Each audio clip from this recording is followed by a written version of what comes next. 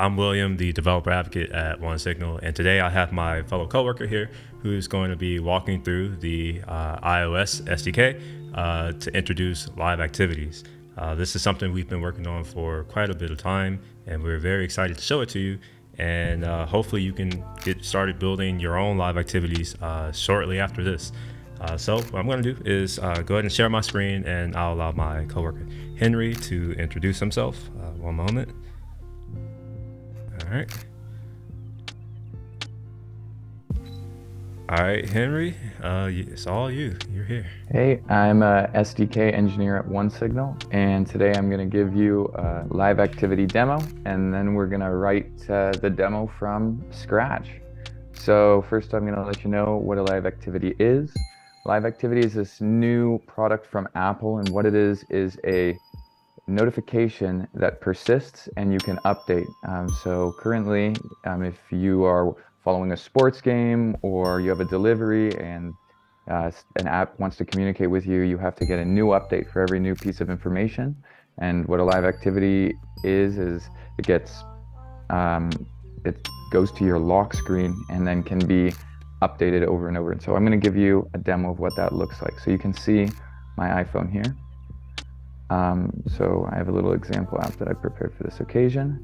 So there's our live activity. And so I'm gonna hit these endpoints here through the terminal, and this is gonna cause the live activity to update. So you see, there are several use cases for this. Delivery and sports are some, but I've even heard of dating app use cases. So, the sky's the limit, and figure out your own use case. So that's all very interesting. Now let's make that. All right. So I'm gonna just get prepared to do that here.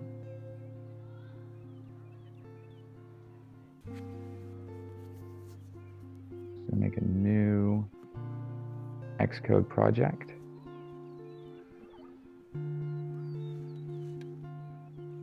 One second.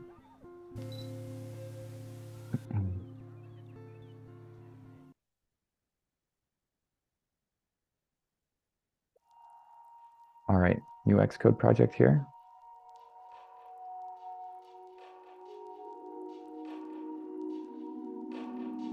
Live activity Twitch example.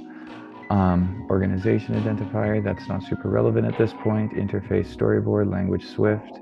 This looks good. We can make it in the developer directory, that's just fine.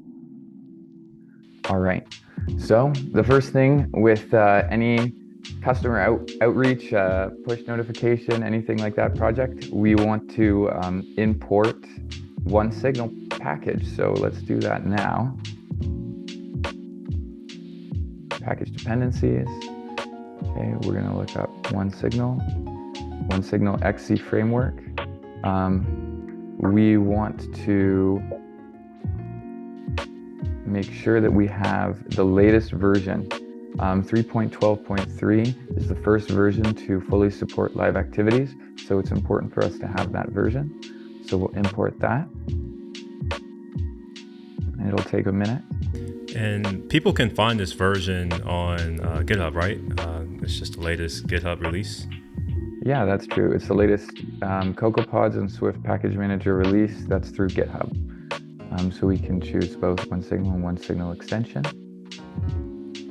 Okay, there I have my framework here. All right, so the next thing that we need to do is we need to set up the app delegate because we're installing OneSignal in this project for the first time. That's pretty straightforward. You can find the code in our iOS Quick Start guide, but I've got mine right here, just for ease of use. Okay, nice. This is the app ID that I have with OneSignal. In order to get that, you have to go to the OneSignal console, make a new app, and register it with for push and everything else. And so there's guides on the OneSignal website that can, bring you through that process. But for now, I've got my own setup. Okay. I'm curious if people wanted to find this code that you just pasted in, where can they go to find it? Yeah, so it's actually in a repo that I have available here. Let me show you.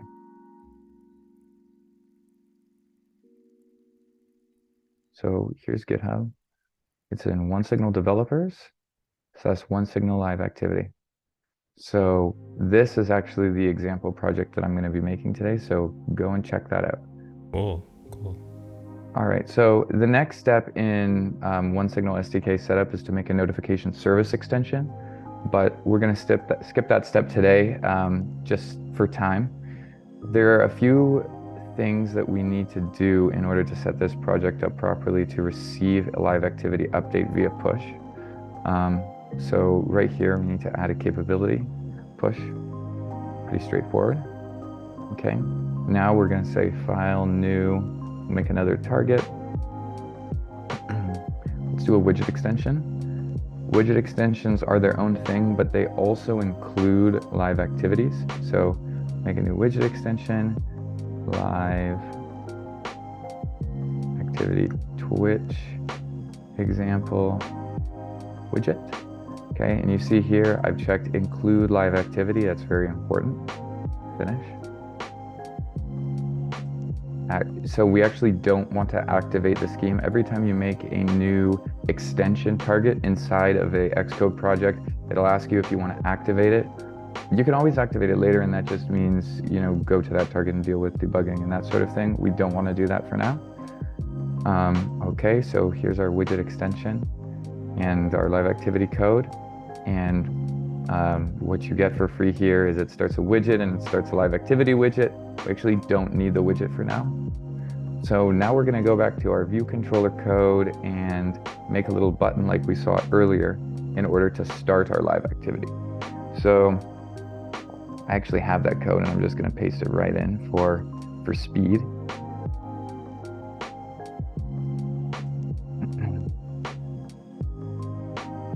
Okay. So this just makes a little button. We can call setup buttons right here. Okay. And just to make sure that our, everything's working up to this point.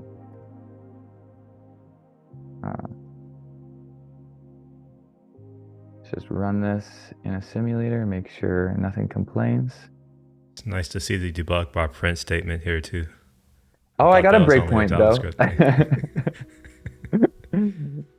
Oh man, so here we go, we're gonna run.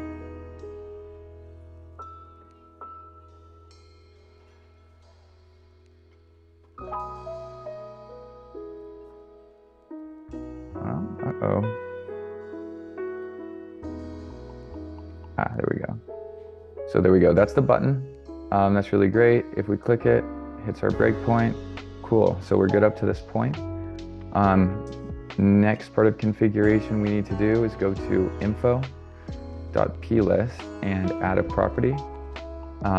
There's a property that you need to add here, supports live activity.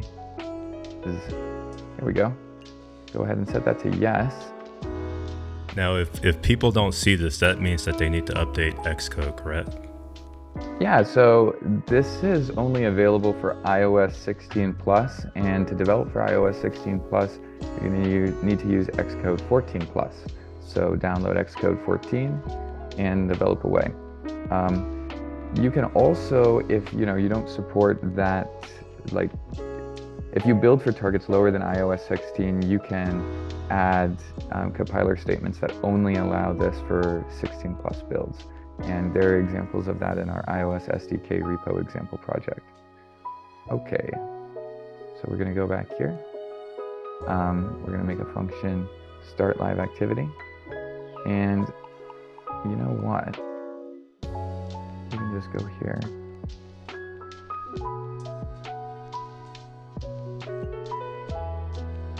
You should always steal as much code as you can. Stand on the shoulders of giants to make something new. So we're just going to copy the code right out of the OneSignal client SDK reference here. So let's say start live activity. All right.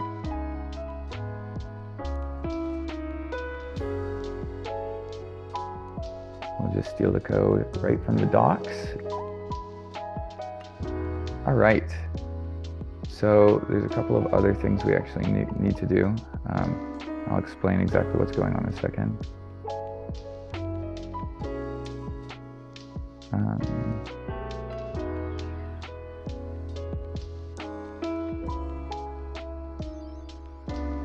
So it's actually not this, I'm sorry. So we have this live activity here. This is what you get for free. And the way a live activity works is there are static values and there are values that have a state. And so they are dynamic. They change throughout the life of the live activity. And so when you start a live activity, you have to give the non-changing properties, which are called the attributes, an initial state, and then you also have to give an initial state to the content state, which are the stateful pieces. So if we go here, we want to add this to the live activity Twitch example target so that this struct is visible from both targets. So we can just click this here. And so now you see, if I want to make an instance of this. Yes, where are we here? And so we just have a name in here. So that's the name of the live activity. And we'll just say this is a test live activity. And then let content state equal dot content state.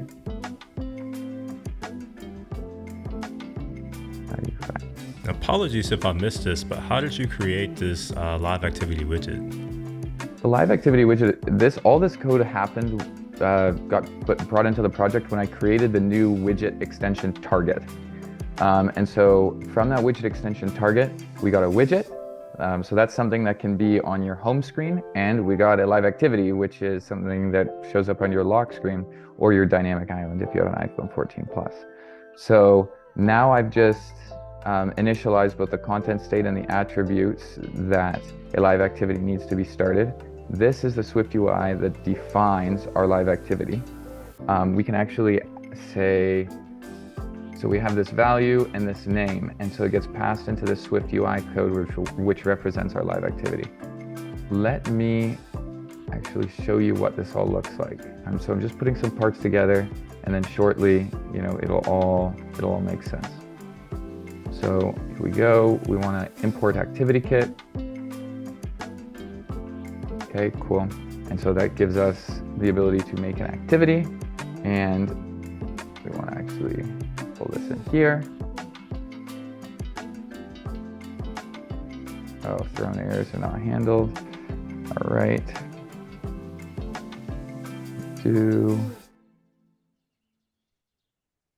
Let's see here.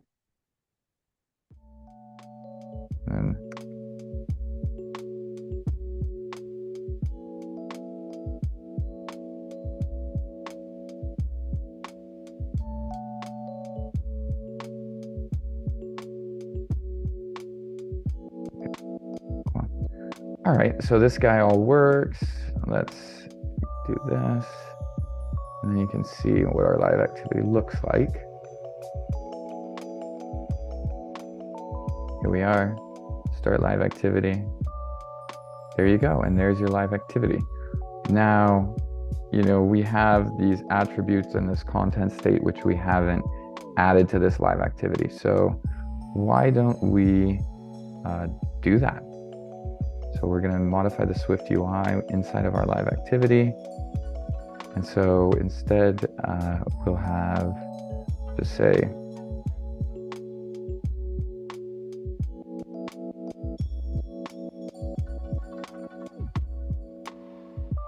I think it's pretty cool that you can design your live activity using just the regular iOS tools, and you can use OneSignal to launch those, right? So you're not having to go too far outside of the iOS sandbox here, which is pretty cool. Yeah, exactly.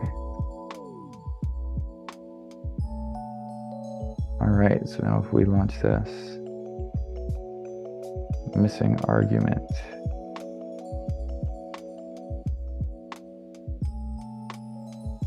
Ooh. This is some Swift UI stuff happening here. Oh no, it isn't. It's just me forgetting how to write code. We're all there. All right. Okay, so we need to address it context.value, content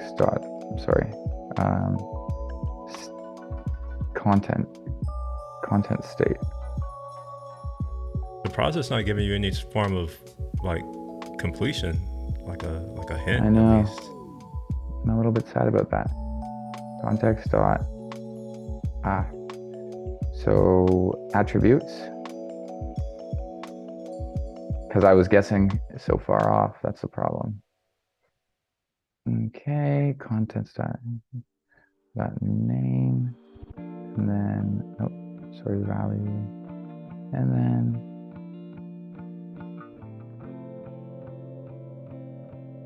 state dot name. Oops, I've got these reversed. Attributes dot name dot state dot value. Okay, there we go. Let's run that again. Start live activity. Great. Oh, that's bad grammar.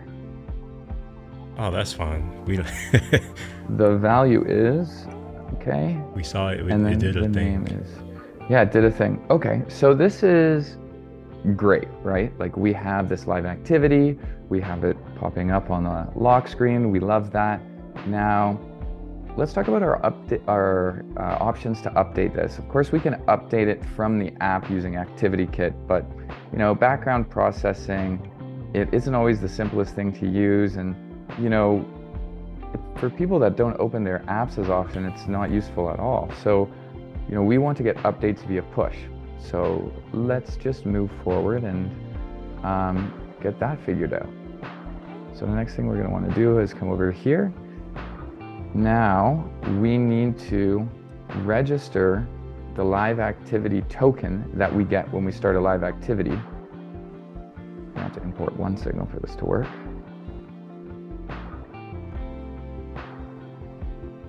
Yeah. Okay, we're going to register this push token that we get from the live activity with an activity ID that we select and send that to OneSignal. And then I'll be able to send a curl to OneSignal server, and it will relay a push notification to my app.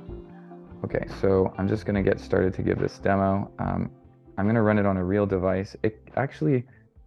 Theoretically, it can actually work on a simulator, so maybe we'll even try that, see if we can get that working.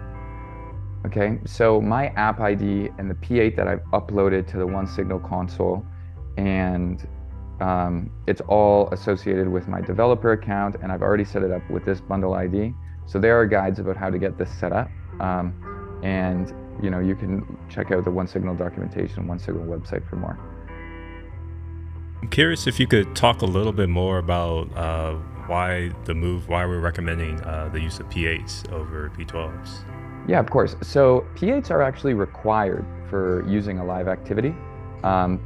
You cannot send a push to live activity using a P12 the way you can send typical push notifications using a P12.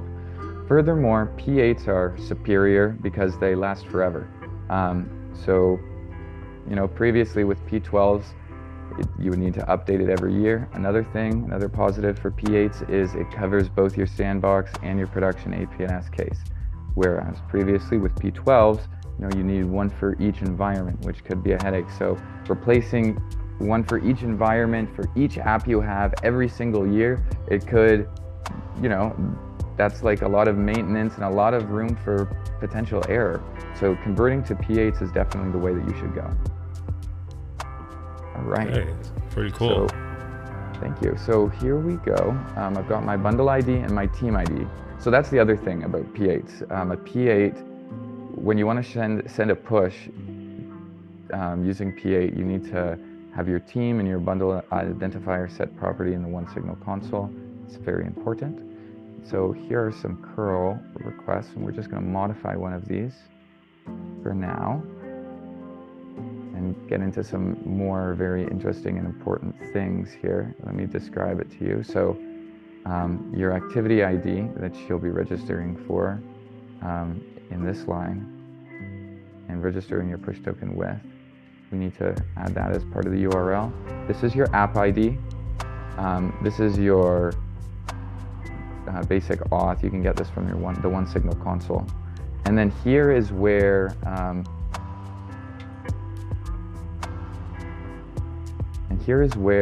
the rubber meets the road, your event updates. So this is incorrect for this one that I'm going to do. Your event updates correspond exactly to the content state that you've defined for the live activity. So it does not include anything outside of the content state.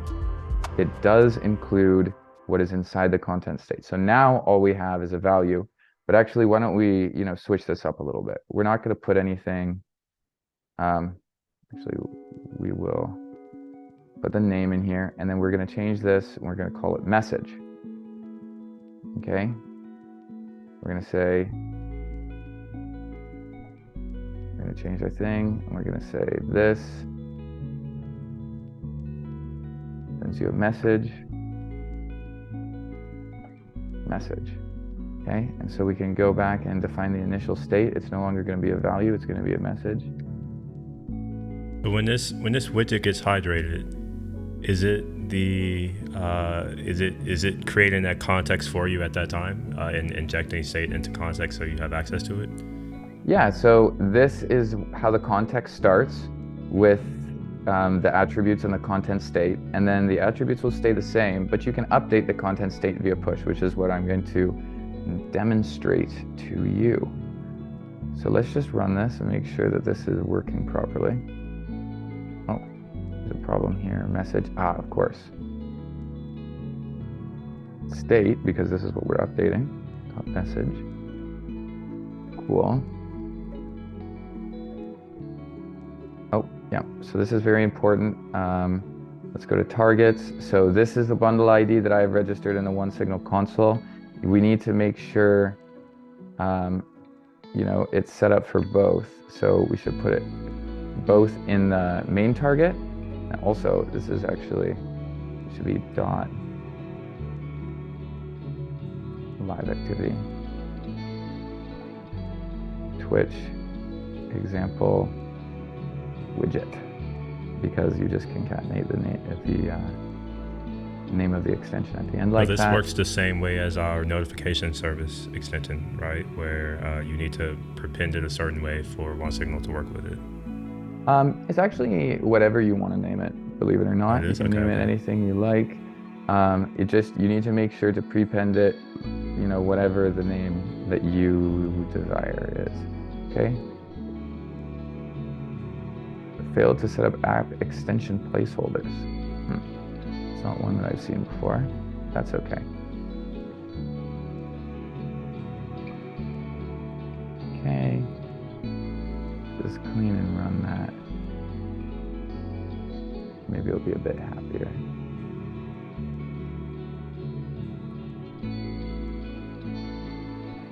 Build succeeded. I like to see that. Oh boy. What if one of your targets, I think that the bundle identifier was different for one of them.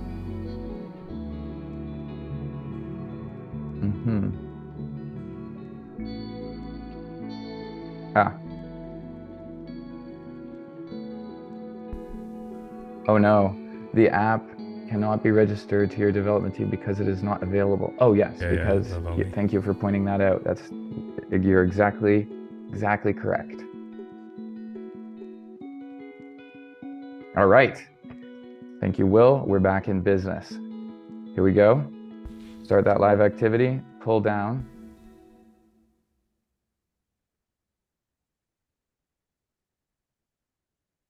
Okay, my grammar is still bad. So we're gonna go here.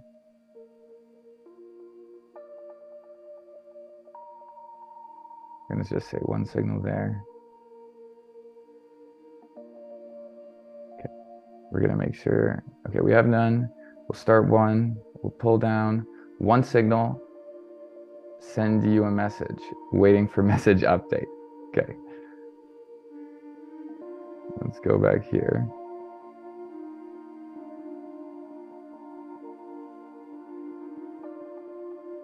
OneSignal sends you a message. VStack. Why don't we just put another text in here?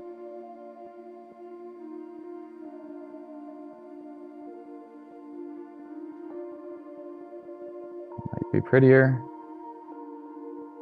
Are there any limitations to how much state you can put in a live activity widget? That's a terrific question. I believe per the Apple documentation, it's 4 kilobytes. So you can get pretty wild with that. OneSignal sends you a message, waiting for message update. Okay. This is great. So why don't we update this via push? So again, the only dynamic stateful properties about your activity is message. So we're going to go here, add message, and then we say hello from OneSignal. I have a question about line 67, and it's a hypothesis, and I want you to tell me if I'm right or wrong. Okay. Name is going to end up as an attribute in the context of attributes. No, name is just a field where we can keep track of on the OneSignal server. This notification has a name. I believe when you look at all of the notifications you've sent via the console, you may be able to see that name there. This is just for auditing purposes for the developer. This never sees a customer. Okay. It's a good question though. And so we'll take this curl, we'll take this simulator. Let's see here. There you go. Hello from OneSignal. What do you know? Did you catch that live activity update there? I didn't actually see the update, but I do see that it's changed. I was looking at you run the command. Okay, well, why don't you watch it one more time and we'll give another update. Hello from Henry is what I'm going to say.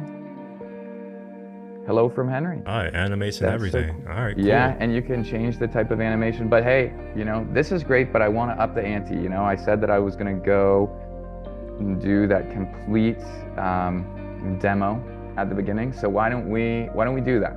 So all it is copying a little bit of code here and there. But do you mind if I go a little further here, Will? Sure thing. I do have one question. Yeah.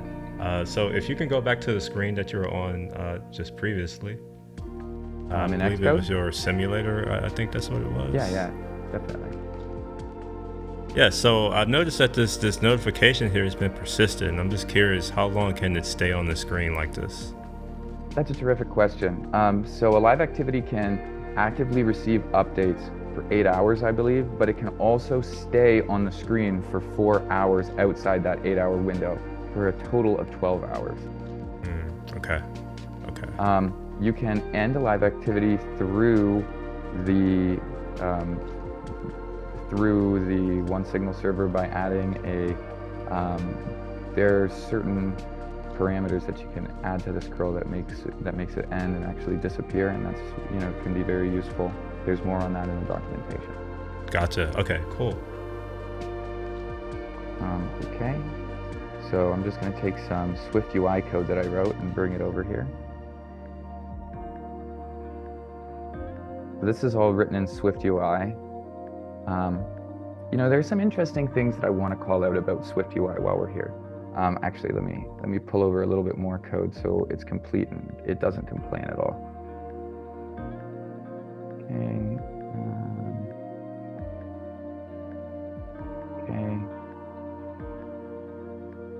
We're gonna do this. We're gonna do this, and then over here it'll begin to complain. And yeah. Great.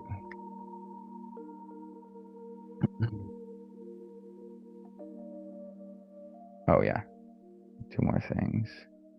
And I'll go over all of this code that I'm bringing in. Because I think, making a live activity is comparatively pretty easy. It's learning some of the extra code.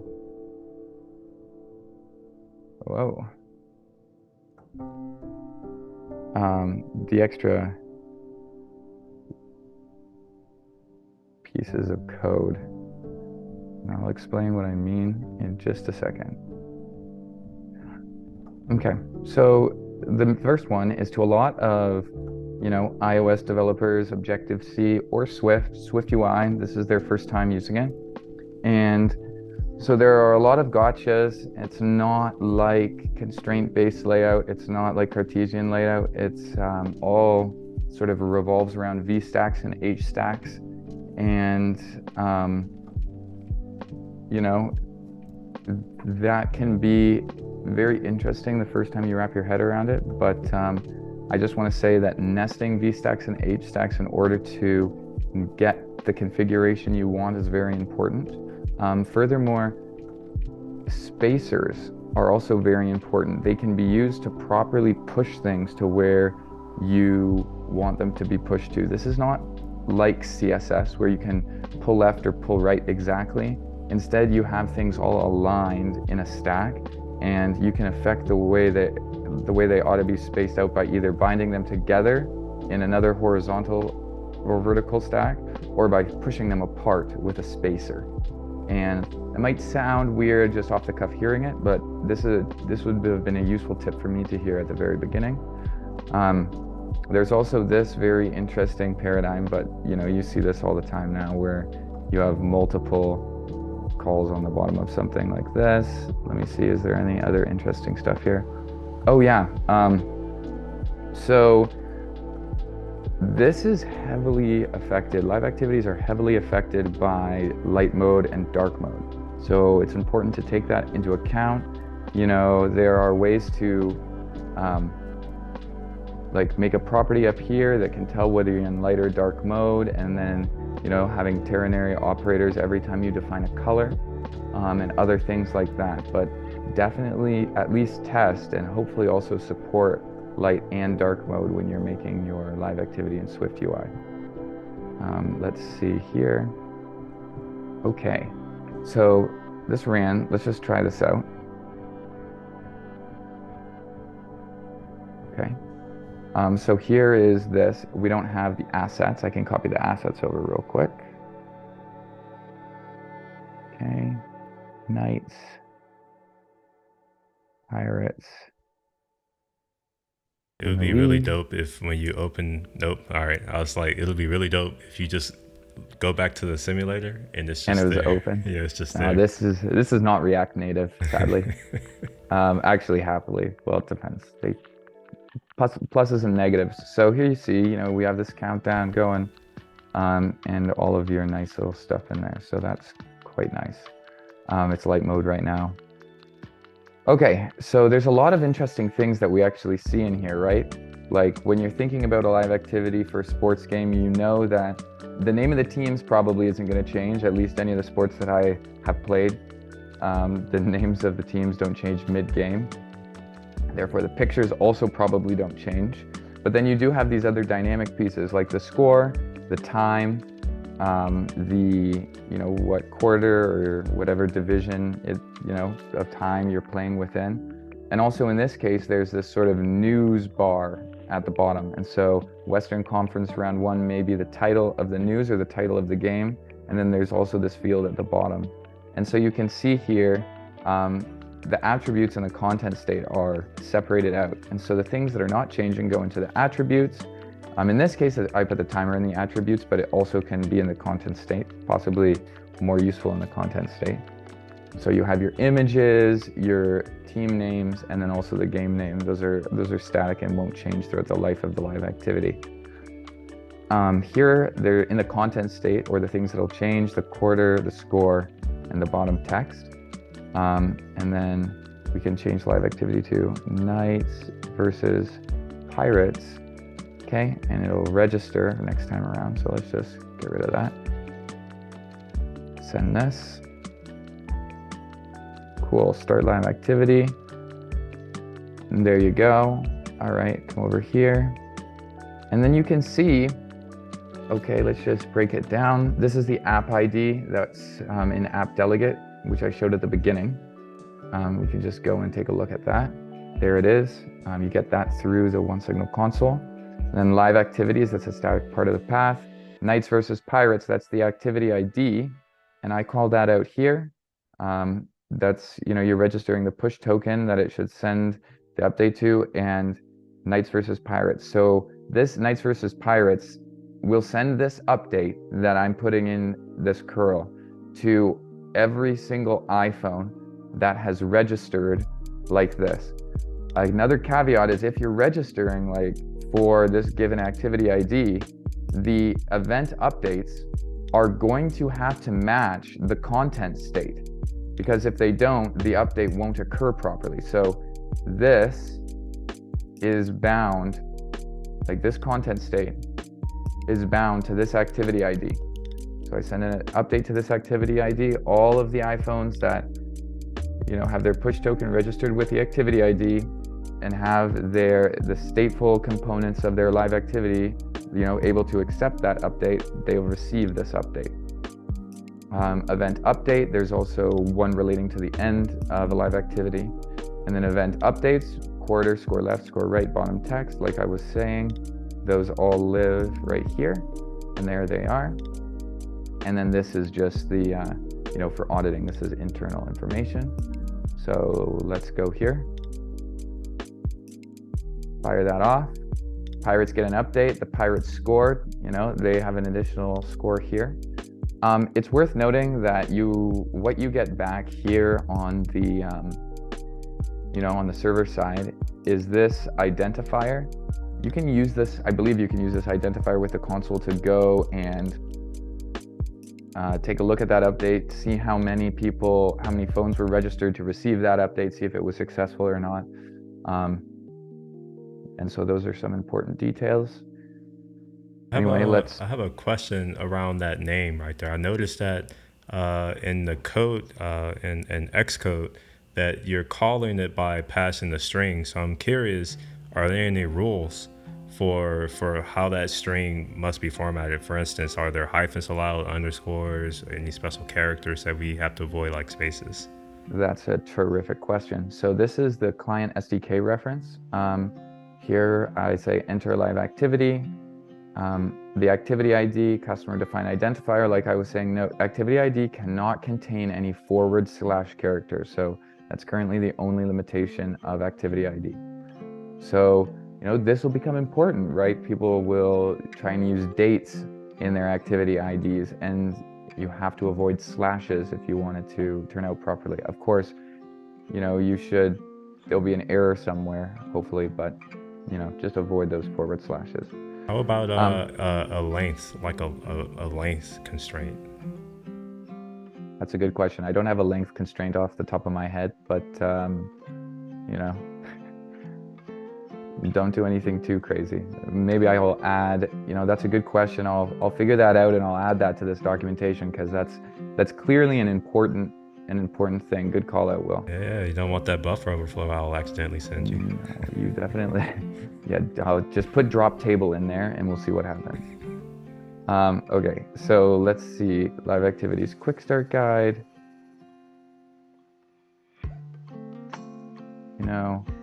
There is another live activities thing that I want to share here. One moment, and whoa, that's not it. Here it is. Okay, how to send a live activity. So if you're wondering about everything that I did just now in this demonstration, this website, how to send a live activity, in the OneSignal docs, goes through each individual step, from updating the package, to adding a widget extension, naming your widget extension, and configuration. So there's no excuse for any of you to not try out live activities. The answers are all here. Yeah. Wait, I do have a question around live activities. Now, as you mentioned that, are there any things that developers have to do in regards to, like, on the Apple developer side? Do they have to do anything on Apple side before they can use live activities? No, P8, once you have your P8 in the OneSignal console, that's good enough. You just have to configure your project properly. There's no crazy going to the Apple developer console on the internet and, typing away. That's the beauty of it. All you need from the Apple developer console is your P8. Gotcha. And just for the record, for anyone who's watching, the reason why we keep mentioning iOS is that live activities is actually an iOS exclusive feature. That was just announced at WWDC earlier this year. So this is not available for Android. So if you're hearing the word live activity, this is specifically for iOS. Mm-hmm. Yeah. So let's see here. All I have left in my demo, Will, is just doing these further updates. You're supposed to tell people and then show people and then tell them again. So here we are. See, here's our final update. There we go. And that's it. That is live activities using OneSignal. There's one more thing I should mention. If you want to unsubscribe to live activities, you can say onesignal.exit live activity, and all you need at this point is the activity ID. Put that in there, and then you will be unsubscribed to updates.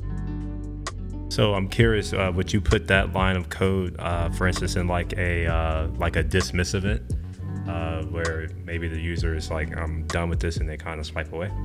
Yeah, so there's all kinds of different places that you could put this. It's not even required, but really if somebody, maybe there's some UI in your app where somebody explicitly wants to, stop getting updates from a live activity, you can just put it in there. But the most important thing is to get the live activity. Exiting it is something that you can deal with. And I just wanted to just shout that out. Maybe there would be another button, and then in the button tapped of the other button, it would be stop live activity, and you run this line of code. Gotcha. Okay. And where else can we see live activities? I've noticed that we've seen it on this lock screen. Are there anywhere else, any other places within the phone that we can see these? Yes, there is another place. I haven't set it up for this example, but they are in your lock screen. I'm sorry, your dynamic island. So it's the reason that when I touch this dynamic island, it opens the app. It's because it is in the dynamic island, but there's no UI, corresponding UI. I think you have to long press it. It does something different if you long press it. Okay. I'll try that out. There. Okay. Nice. Yeah. Well, we can could configure something there, and I'll add it to the example. It's so discoverable, huh? That's great. I mean, my favorite discoverable app is the calculator, dude. Wait. Does it do things that I don't know it can do? Yeah, well, it turns into a scientific calculator if you turn it on its side. Oh, yeah. Okay. I was like, maybe it did some other things that I was unaware of. No, nothing like you just demonstrated. Nothing like this. All right. Yeah, that's about it. Do you have any further questions? No, actually, I don't have any questions, and I see that we also have no questions on Discord, and I don't see any questions in Twitch. So I'm going to take that as you did a phenomenal job, and everyone's questions are answered. So with that, unless you have any additional context you'd like to add, or just any thoughts around gotchas that you should maybe avoid, we can go ahead and call it. No, I think I've shared everything. One of the main things is that this particular struct has to be shared between targets, but we went over that, and that's also in the guide that I showed you too. So I think we've covered pretty much everything here. Okay.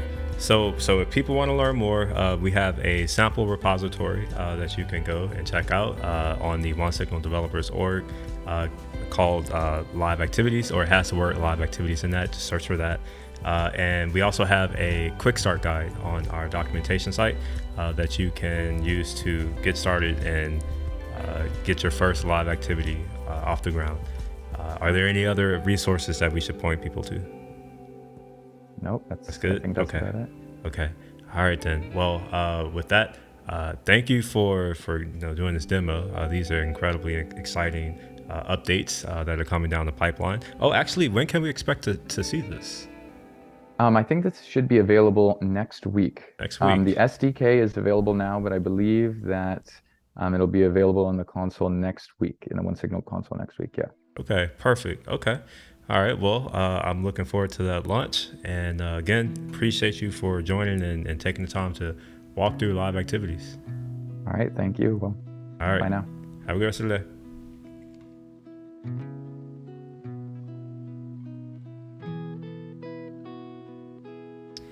Okay. I am back. That was Henry, our SDK engineer, who just walked us through live activities. We're going to be releasing it hopefully next week, and you'll be able to play around with your own live activities hopefully before the end of the year. If you have any additional questions around live activities, feel free to reach out. You can reach out to us on Twitter at OneSignal Developers, also in our developer community on Discord. And you can also just reach out to our support team if you're part of our if you're one of our customers and you're already using our product and you want to see what these live activities are about. Just give us a shout. With that, I'm going to go ahead and end office hours. I see no other questions, so have a good rest of the weekend, and I'll see you next year. Peace.